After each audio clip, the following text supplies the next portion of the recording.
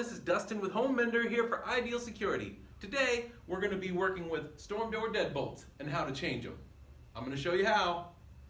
Let's get to it. First, remove the deadbolt. If you don't have a deadbolt and you want to install one, you need to make sure that your door has room for it. If you look at the profile of the outside of the door, you just need to make sure that you have at least 2 inches from edge of the door to the glass.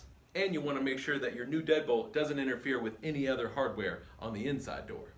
A deadbolt is usually placed 6 inches above the handle. Using the provided template, we can ensure that we get the holes and the latches placed in the right spot. Mine swings out to the right, so I'm going to use the right-hand template. Fold on the correct line.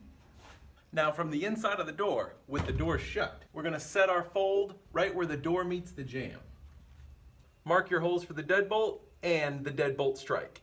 After you drill your holes with a 5/16, you'll be ready for the install. We're going to start by measuring the thickness of our door. 2 1/8 for me. Keyed entry side goes on, spindle goes in first. Slide into the middle hole. Now with the spindle inside the lock housing, your spindle should only protrude from the door about 1/4 inch. There's marks on the spindle to make cutting it easy. I have a 2 1/8 door. I lay my screw up there. It tells me exactly which one to use. Also, you can place your spindle here and mark it right where you need it. Now you can trim the spindle as needed. Keyed entry goes on. Spindle goes in the center hole.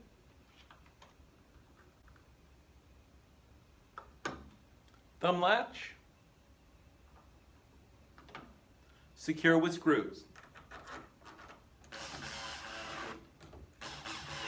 Now we can replace the old catch.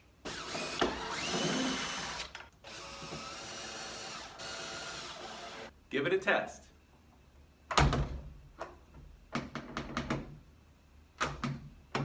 Working awesome.